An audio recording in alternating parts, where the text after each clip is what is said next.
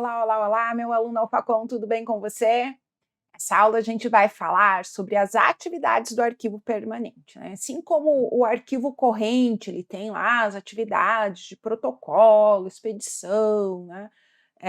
A parte de arquivamento, destinação, consulta. O arquivo permanente também tem as suas atividades. E lembrando aquilo que eu já falei para você diversas vezes, arquivamento não é atividade do arquivo permanente, é atividade do arquivo corrente, não esquece disso. Mas o arquivo permanente ele tem outras atividades, né? E o intermediário não. O intermediário não tem atividades, ok? Ele é um arquivo, vamos dizer assim, de um socorro, para desafogar mesmo ali o arquivo corrente dos documentos que são consultados com menor, né, frequência, ok? Bom, para a gente estudar bem direitinho as atividades do arquivo permanente, eu preciso ter certeza que você lembra o conceito de arquivo permanente. E com esse cuidado, eu trouxe novamente o conceito do arquivo permanente para a gente. Então, todos os documentos que perderam o valor administrativo, o valor primário, mas esses documentos contam a história da instituição, esses documentos, eles recebem o valor secundário, ou seja, o valor histórico. Então, nem todos os documentos serão recolhidos ao arquivo permanente. E lembra da palavrinha recolhimento, né? Todo documento que vai, seja do arquivo corrente ou intermediário, ele vai para o arquivo permanente, a gente fala que ele foi recolhido. Então, você fala assim, o documento foi recolhido, já sabe, foi para o arquivo permanente, ok? Então, isso não pode mais ser dúvida. E outra característica importantíssima do arquivo permanente é que quando, né, uma vez que um documento ele foi recolhido, tá, ele recebeu o valor secundário, nunca mais esse documento será eliminado da face da terra, vai ficar lá para sempre, para consulta, né, para consulta histórico, cultural, ok? Para estudo, né? Então, para isso. Então, o arquivo de terceira idade ou permanente constituído de documentos que perderam, voltando aqui, peraí, que perderam todo o valor de natureza administrativa e que se conserva em razão do seu valor histórico, né? Então, a gente já viu esse conceito aqui, é só para a gente relembrar mesmo, ok? E os documentos que são classificados, então, como permanentes, em geral, na tua prova vai estar lá manifesto, legislação, uma norma. São os documentos aí que sempre contam a história da instituição, mas pode ser algum documento que o próprio arquivista tenha, né, olhou para aquele documento e falou, não, ele conta a história da instituição, ok?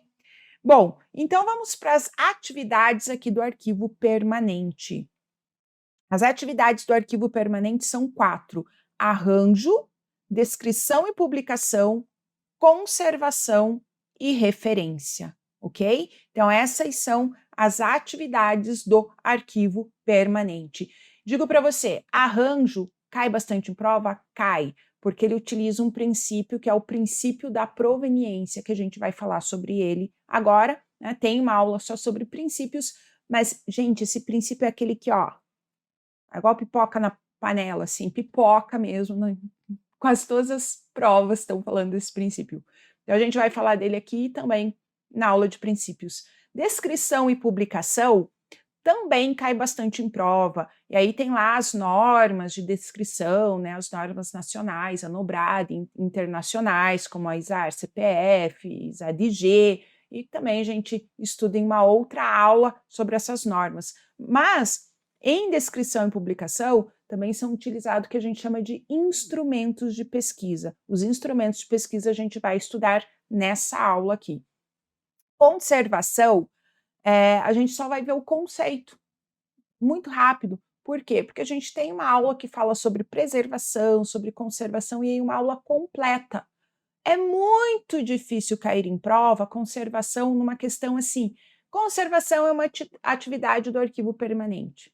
Em geral, vão ter conceitos de conservação, que são muitos, né? Existem muitos conceitos aí ligados à conservação de documentos, por isso que a gente precisa de uma aula para isso.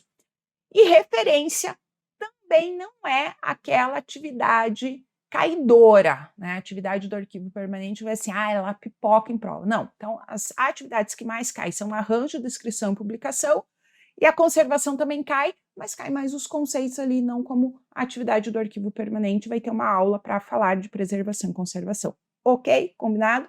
Então a gente começa falando aqui sobre o arranjo, tá? E claro que a gente sempre vai buscar a luz dos autores e do Dicionário Brasileiro de Terminologia Arquivística. É óbvio também que são os autores que são cobrados na prova. Mas é muito legal a gente ter o conceito do DBTA, né, de todos os assuntos que a gente tem aí na arquivologia, ok? DBTA aí que ele foi produzido, desenvolvido então pelo Arquivo Nacional, então, né, fica muito legal para o nosso estudo, estudar aí com os conceitos que eu chamo de água da fonte. Então, o que é o arranjo? Vou resumir aqui, e depois é claro que eu vou desenvolver e explicar detalhadamente para você, que você precisa entender o que é o arranjo. Mas o arranjo é a ordenação adequada dos fundos. E aí começa a gente querer saber, tá, o que são fundos?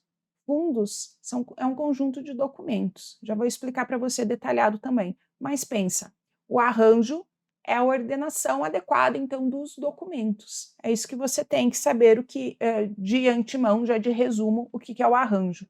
Então, o DBTA, o Dicionário Brasileiro de Terminologia Arquivística, fala que o arranjo é a sequência de operações intelectuais e físicas que visam a organização dos documentos de um arquivo ou coleção de acordo com um plano ou quadro previamente estabelecido, que é lá o quadro de arranjo, que depois eu vou mostrar para você.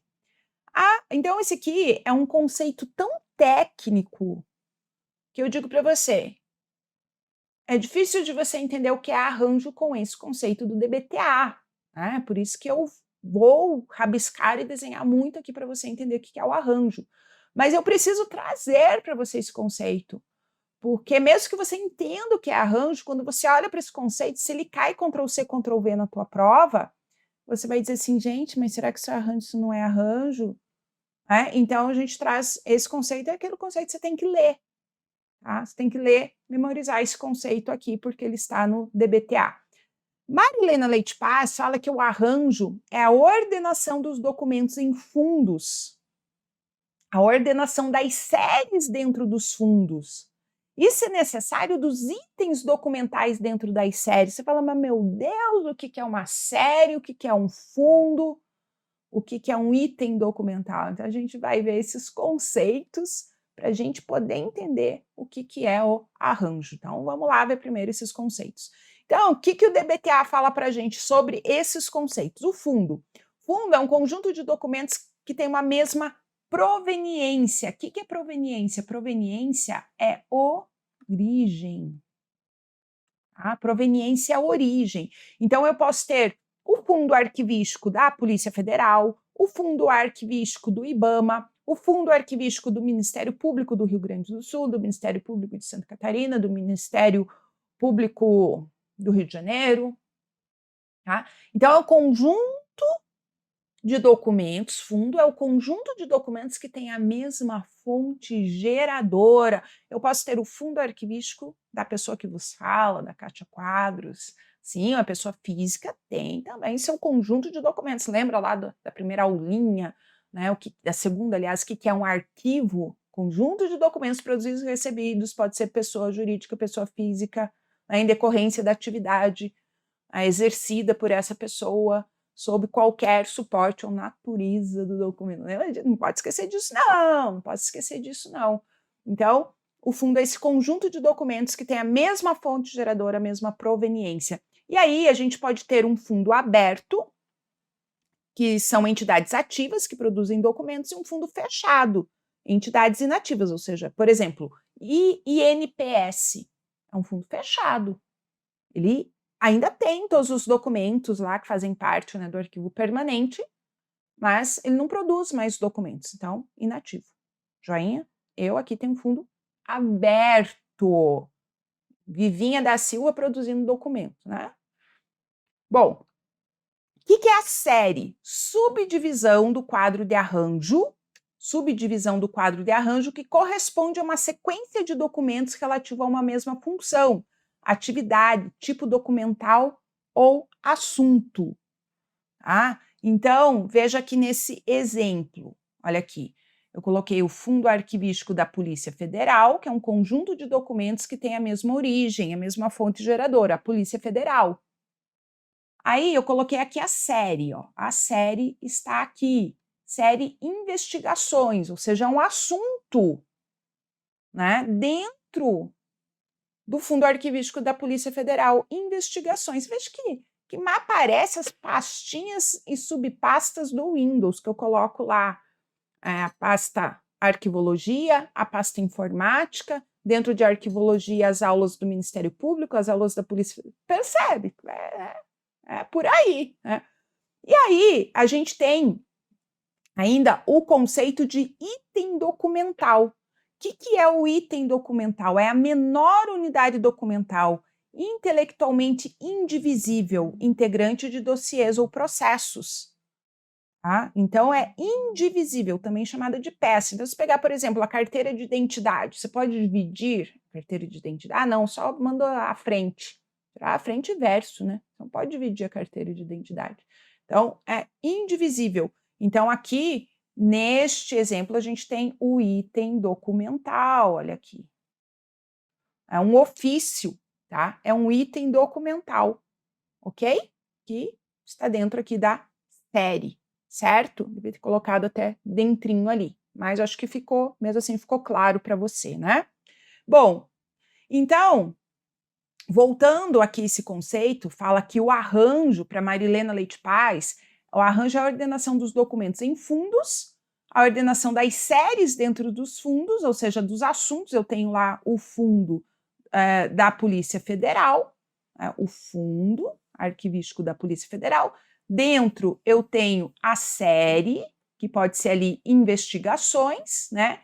E dentro das séries, se necessários, os itens documentais, que pode ser ali, então, os documentos, um ofício, um vídeo e assim por diante, ok? Então, assim, essa é a ordenação adequada. Mas ainda a gente tem que falar mais sobre o arranjo. Agora, eu expliquei para vocês vários conceitos, e agora eu vou explicar para você um conceito assim que eu acho que é aqui nesse conceito que estão as maiores cobranças, né? O maior número de questões aí de prova. Então, aqui, olha só, o arranjo, a gente viu que é a ordenação adequada dos fundos. Fundo é um conjunto de documentos, vou colocar aqui docs, que tem a mesma proveniência, que é a origem, que é a mesma fonte geradora de documentos. Né? Então, eu tenho, por exemplo, o fundo arquivístico da Polícia Federal, o fundo arquivístico da Receita Federal, e assim por diante, ok? Aí, eu tenho um outro conceito, é um termo chamado respeito aos fundos. Então, agora a gente vai ver como é feito, como é essa ordenação adequada dos fundos. O que é o respeito aos fundos? É um termo que alguns autores chamam até de princípio, o princípio do respeito aos fundos, tá? Mas, em geral, na prova ele cai como um termo mesmo, que quer dizer o quê? Por respeito aos fundos, ou seja, a esses documentos, esse conjunto de documentos que tem uma mesma fonte geradora, não se mistura documentos com outros documentos. Quer ver um exemplo? Que foi uma questão muito legal da banca CESP, que falava assim, para lidar com a instabilidade que se tem nas instituições públicas, falava assim, instabilidade das instituições públicas, né? O princípio utilizado é o princípio da pertinência, que é um outro princípio lá, que é diferente da proveniência. Errado, vai usar o princípio da proveniência. Por quê? Porque não se misturam os fundos de origem diferente. Por respeito aos fundos, não se mistura documentos de fundos diferentes. Então, qual que é o exemplo para essa questão? O exemplo que eu sempre dou em aula. A gente teve o INPS, que foi extinto. O que fazer com os documentos do INPS? Então, alguém vai custodiar esses documentos, né? Pode ser a instituição que venha no lugar dele, como o INSS. Só que, deixa eu colocar aqui dentro para ficar igual, né? Só que, veja só, por respeito aos fundos, não vai se misturar esses documentos num fundo único.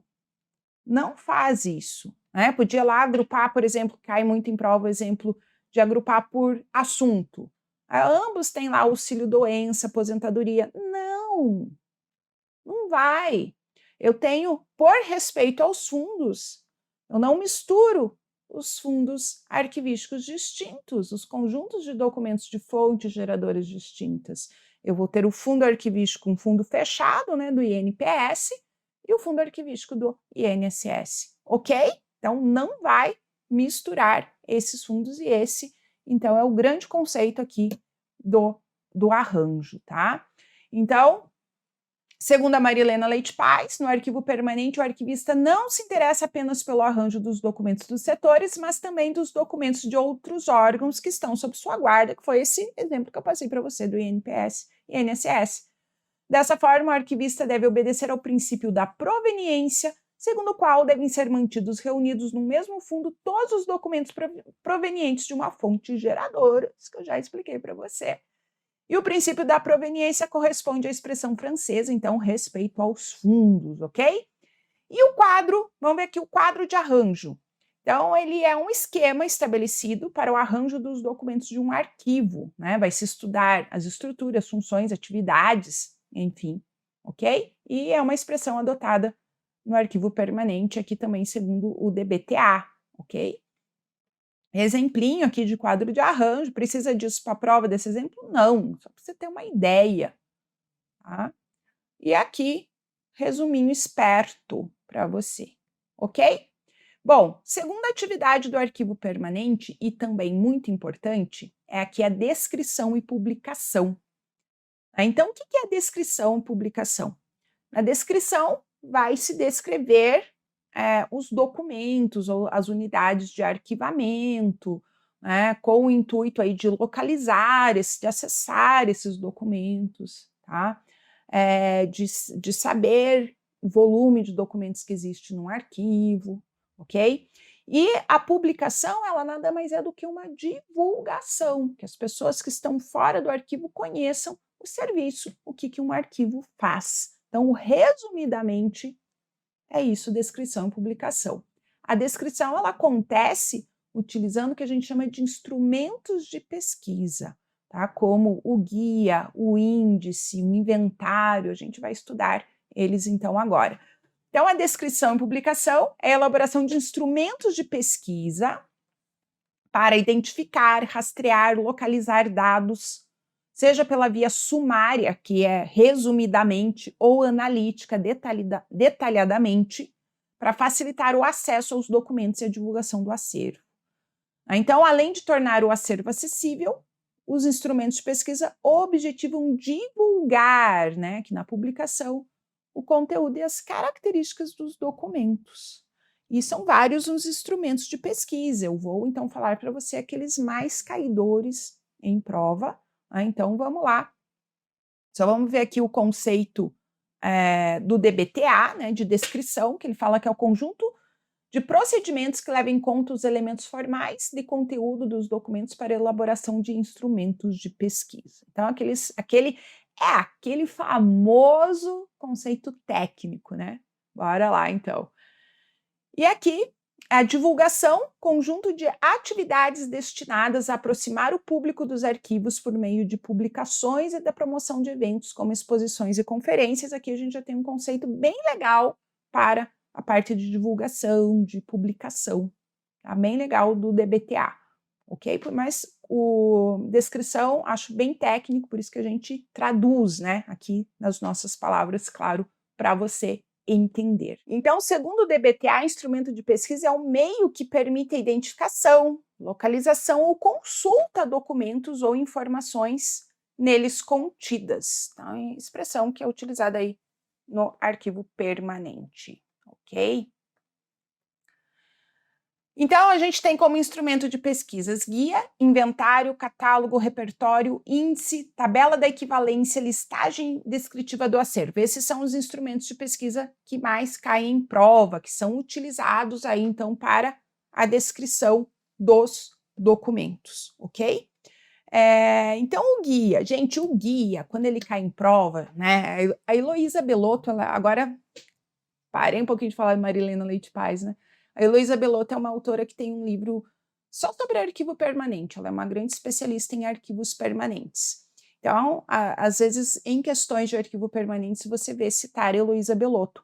E ela fala, e as questões de prova também, que o guia, ele é o mais genérico e que ele é aconselhável que seja o primeiro instrumento de pesquisa desenvolvido, produzido numa instituição. Veja, não é obrigatório a instituição ter instrumento de pesquisa, ela escolhe aqueles que vão auxiliar, né, a instituição. E o guia, então, ele é genérico, ele é amplo, eu falo que ele é um mapa do site. Sabe quando a gente vai naquele site, tem um mapa do site, que tem tudo lá para a gente se localizar? É o guia. Então, ele é o mais genérico, destinado à orientação dos usuários no conhecimento e utilização dos fundos que integram o acervo de um arquivo permanente. Mais genérico, informa a totalidade dos fundos existentes no arquivo. Então, ele vai informar sobre histórico, natureza, estrutura, período de tempo, quantidade de cada fundo integrante do acervo. Tá? Olha que barato, ele tem endereço, telefone, horário de funcionamento e até a condução que você pode utilizar para chegar ali no arquivo. Então, por isso que ele é o mais genérico mesmo, né? Então, e segundo o DPTA, o guia é um instrumento de pesquisa que oferece informações gerais sobre fundos e coleções existentes em um ou mais arquivos. A gente tem aqui o guia do acervo do Arquivo Público da cidade de Belo Horizonte. O inventário, instrumento no qual as unidades de arquivamento de um fundo são identificadas e descritas. Tá? O DBTA ainda fala que ele descreve sumário ou analiticamente as unidades de arquivamento. O que é uma unidade de arquivamento? Conjunto de documentos que fala sobre o mesmo tema, como o dossiê, como um processo, né? Que a gente estuda na aula de arquivamento isso. Tá? Então, essa apresentação obedece à ordenação lógica, que poderá refletir ou não a disposição física dos documentos.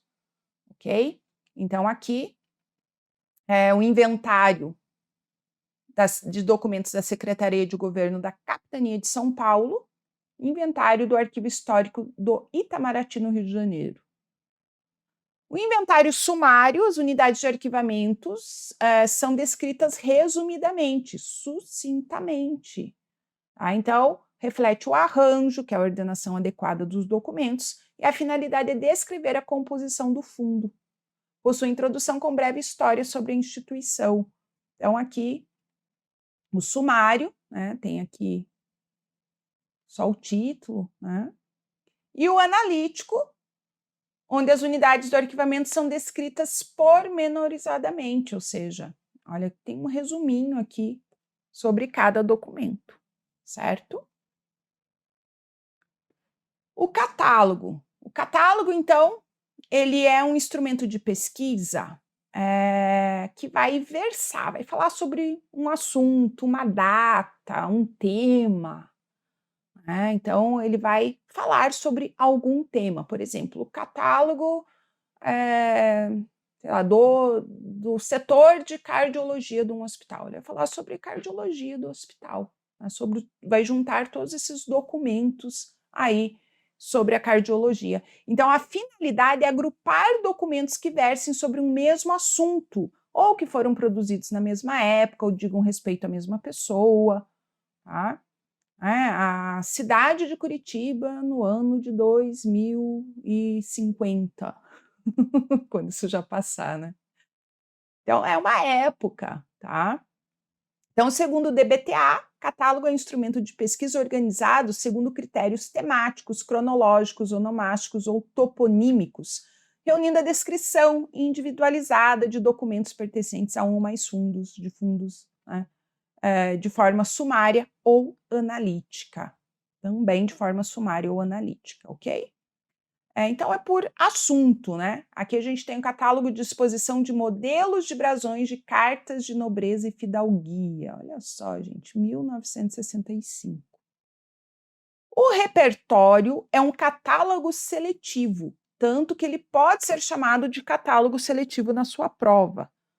Ele é raro de cair em prova como instrumento de pesquisa, mas ele tem a intenção de ressaltar documentos individuais. Então, se eu tenho o catálogo da cardiologia de um hospital, eu posso ter o repertório do cardiologista X ou do transplante de coração, ou seja, ele vai ressaltar um assunto específico, certo?